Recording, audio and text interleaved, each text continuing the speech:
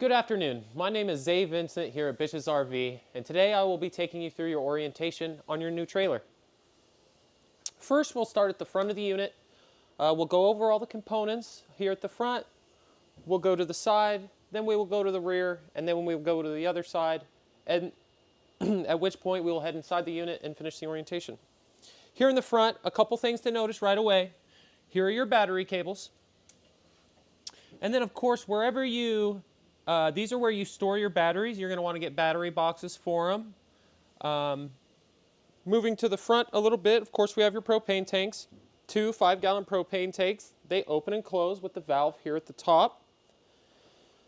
In the center, you have your propane regulator. It has a little selector knob on it.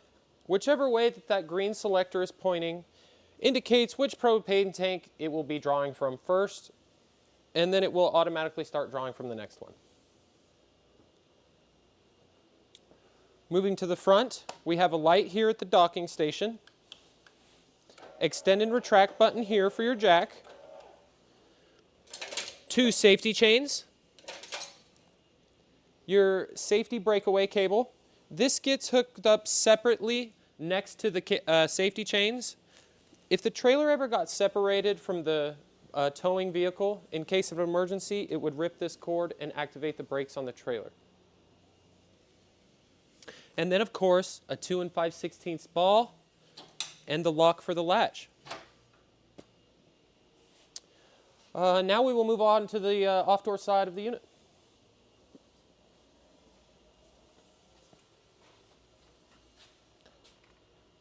Here on this side, towards the front, we just have access to your front compartment. There's no components in here. This is just for storage. You'll notice down here, there is one of your 4 stabilizer jacks. Okay, these are stabilizer jacks. These are not made to level the unit. They are merely made to be ran down to put pressure on the ground, and that helps with the swaying of the trailer while you're inside of it. Again, there's one on all 4 corners, and you do have a wrench that comes to run it up and down. I highly recommend getting a drill. Right next to that, we're going to have a couple of stickers here. This sticker gives you all the information for your tire. This sticker here gives gross vehicle weight and VIN number, and this sticker also gives some of the other weight capacities and things of that nature.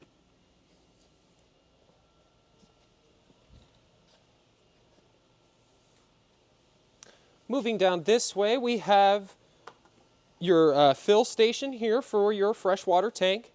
It does have a little vent next to it, so what you would do is get your hose, put it in this hole here, turn the hose on, and once water comes out of the other little vent hole, that means it's full. To drain that same tank, there is a little drain nozzle right here at the bottom. Of course, here's where you plug in your shore cord. It's a 30 amp shore cord, and it does come with the unit. This is the back venting for your furnace. Of course, it will be hot. When you go to use this for the first time, come the fall, or for the first time in a few months, you're going to want to come out here and inspect the inside of your vents. Make sure no bugs have made it their home. That way we can avoid thermal events. Of course, down here we have your tires. Everything is torque to specs. Tires are filled up to specs. You're going to want to get your bearings checked every 1,200 miles or yearly.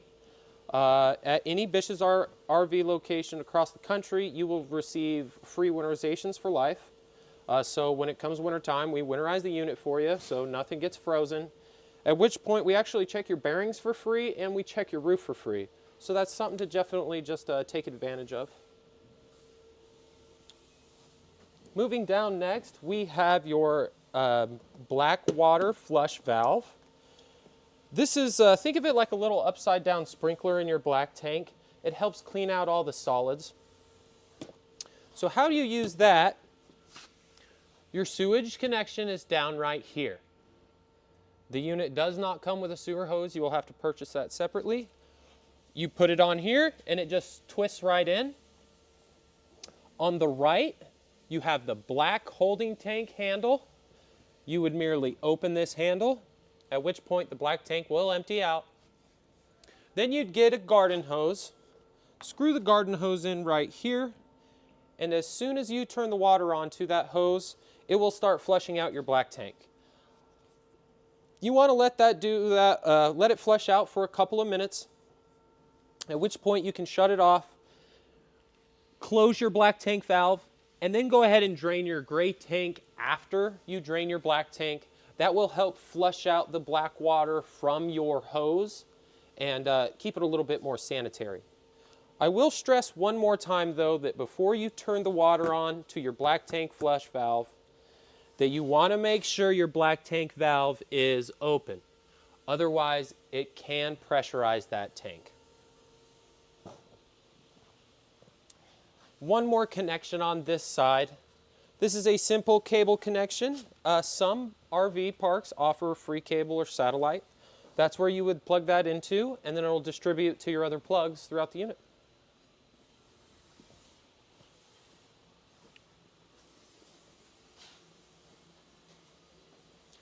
Now to the rear of the unit.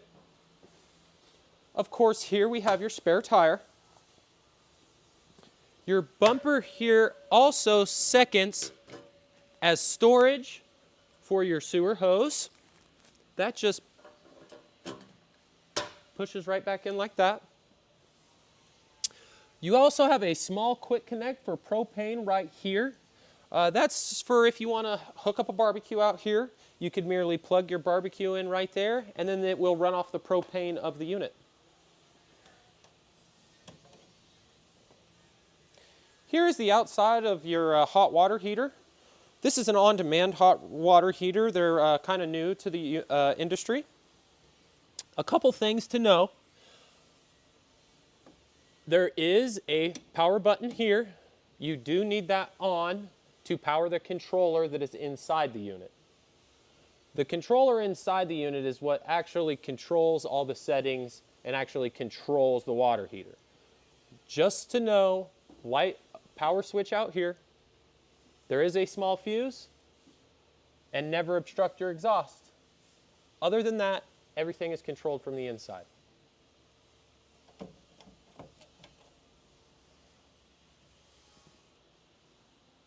A couple more things to mention in the rear of the unit. We do have a quick connect for a Lippert ladder if you ever decide to get one of those. You also have a quick connect for a Furrion backup camera if you ever decide to get one of those.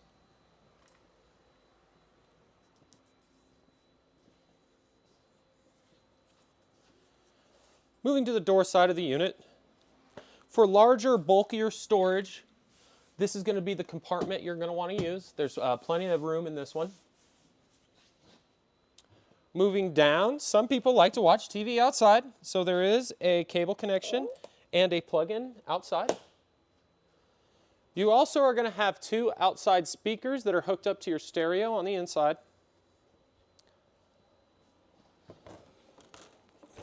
Open and close your door, of course, as normal. This latch is made for travel. Latches over to double secure your door during travel. And then, of course, for your stairs, they just pull up just like that with a small latch to the door. Latch in just like that. Open just like that. And then to adjust your legs, you just pull these and it adjusts freely.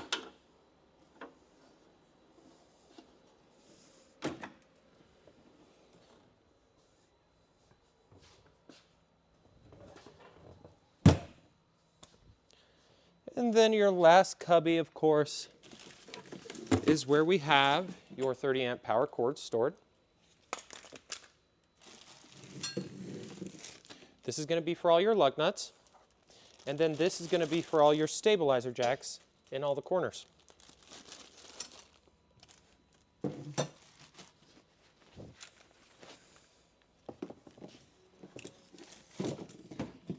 And now to inside the unit.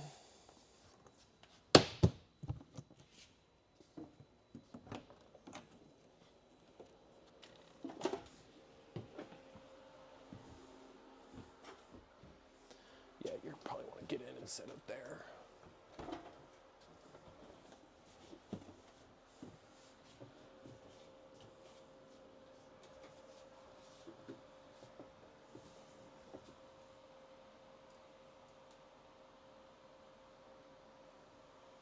Okay, so here at the entrance of the unit, you're going to have all of your controls here, this black little box. There will be a switch that says pump. Of course, that is on and off for your water pump. To check your battery, you would simply hit battery, and these lights indicate full. To check your fresh tank, hit your button, indicates empty. Black tank indicates empty, and gray also indicates empty. 2 light switches here. That switch is for your outside awning light. This switch is for your inside lights. You will also notice each light has an individual button in the middle of it that you can turn on and off as well. And then of course just your awning control out and in. Now you never want to pull your awning out if the wind exceeds 10 to 15 miles an hour. Down here you will notice your fire extinguisher. And here you will notice your propane CO2 detector. That's going to need to get checked every 5 years.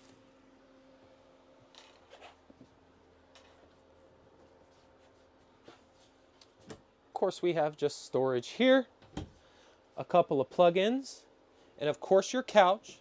This couch also simply pulls up like this. You could store things underneath there, or you can lay it flat. Unlatch these.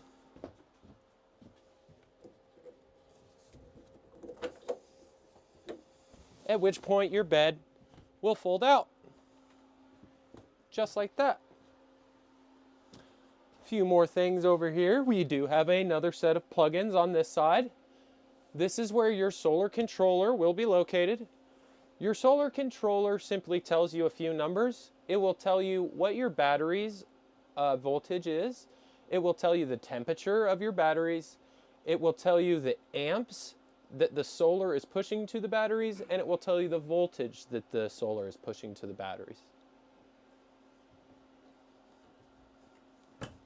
And then just storage there. Moving up this way, we'll just have some more storage here and some drawers here. Of course, a regular sink. I just want you to be aware that we have winterized your unit for you. So if you notice any pink coming out of any of your faucets, don't worry. It's totally normal. It's our non-toxic antifreeze. You simply fill up the unit with water and flush the sinks until you stop seeing pink. Storage up here.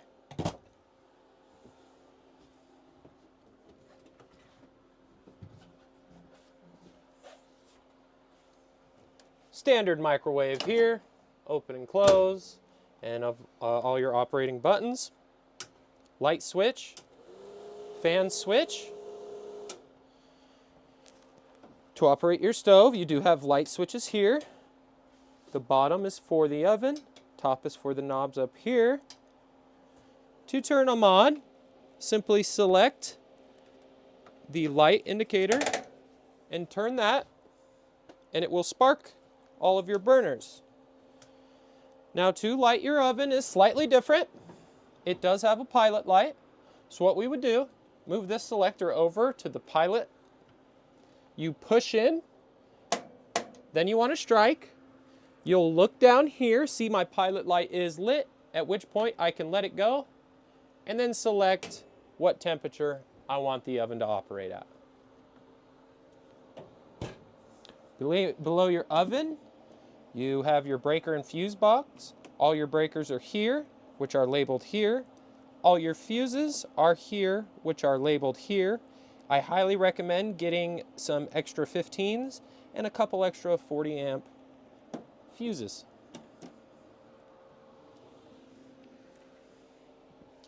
Moving along to the refrigerator. This is a 12-volt refrigerator. Does not operate on propane. Of course, it is operating now, nice and cold.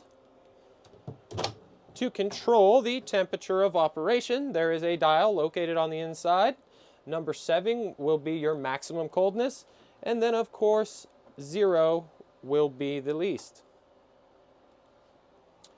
While boondock or off-grid camping, this refrigerator will be your battery's worst enemy. It will take the most battery. So I highly recommend to customers the day before you set out to go camping, put all your food in your fridge, turn it on max while you're at home and you have it plugged in, let everything get nice and cold, then come in here and turn it down to 3.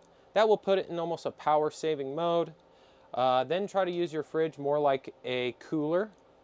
If you do notice it warming up, of course you can turn it on. But if you practice a little discipline with your fridge, it will help extend your battery's life significantly.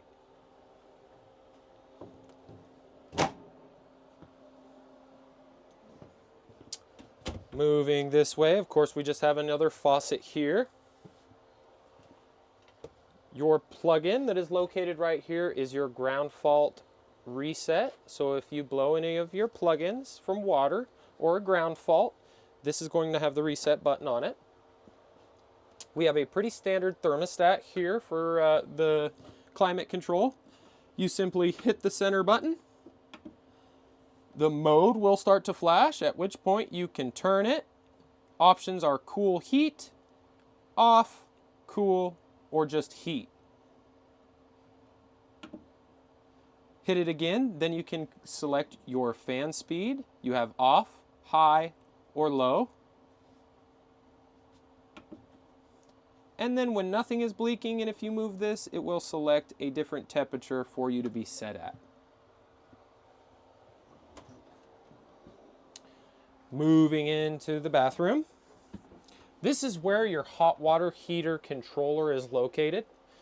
To operate the hot water heater, we would simply need to make sure that the switch on the outside is on. Come in here, hit the power button, at which point it will show you a temperature. That temperature is indicating what degrees the water is in the water heater as it's sitting now. So right now it's at 55 degrees. Then you would select, using the arrows, how hot you actually want your hot water to come out of that hot water heater. The maximum is 122 degrees. That's pretty hot. Most people shower at about 110. So I'd simply set my hot water heater to 110 degrees. I would open up just a hot water valve, at which point it will indicate that hot water is flowing through my hot water heater. A little flame symbol will ignite, showing that propane has been lit in the hot water heater.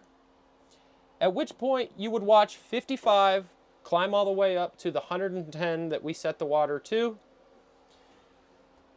To keep in mind that you do not have to counterbalance with any cold water when you're using this style of water heater. It comes out exactly what temperature you want.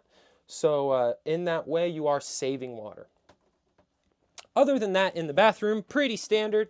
Small little toilet here, flushes at the bottom with the footstep. And a pretty simple little shower here that operates down here.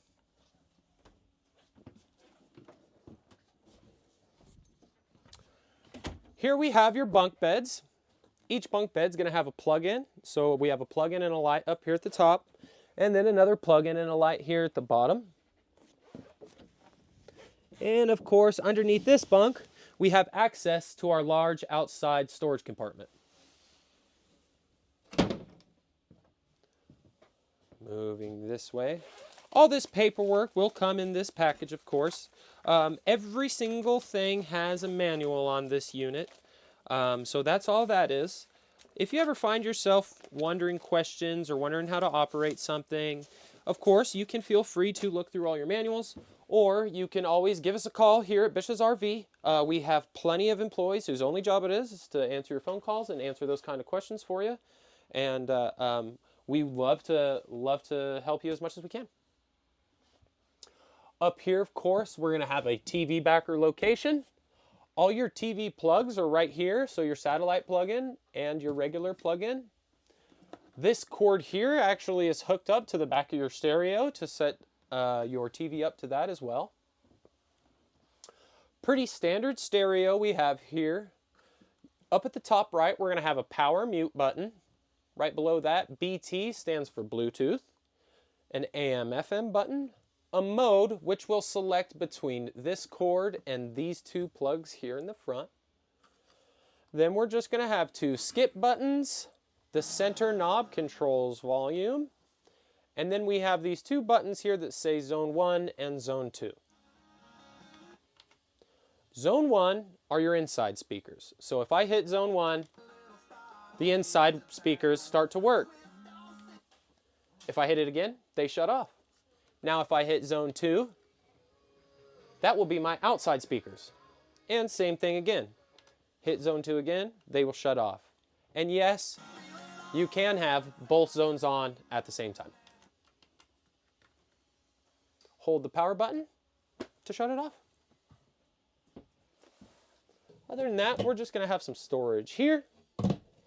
I will show you the operation of your curtains. It's very simple. They just pull up and down straight just like that. Of course, you can also take your dinette, pop it up,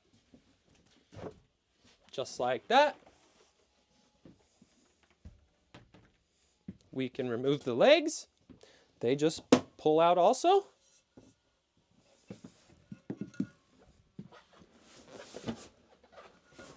And then I can take my tabletop, slide it right there, move my cushions, and have another sleeping area. Just like that. A couple other things I will mention as a technician here. I will stress for you to try to get up on your roof at least a couple times a year and check for holes, for cracks, or for bubbles anywhere on your roof. If you do notice anything, you're going to want to get your unit into a technician as quickly as possible. Small leaks will cause an incredible amount of damage super quick. One more thing that I will also mention is black tank treatment. There is certain kind of chemicals that we add to our black tank to help break down the waste. You simply open up your toilet, open up the flush, and dump the chemicals inside. You have a few options for those chemicals. They sell a kind that looks like Tide Pods that you can just toss the whole Tide Pod in there. They also sell a liquid kind, and they sell powders. They all work the same. And the amount that you use is really up to you. It depends on how often you're using your black tank and how bad the odor is. I like to tell people you really can't use too much, so it's up to you. At this point, I am done with the inside orientation.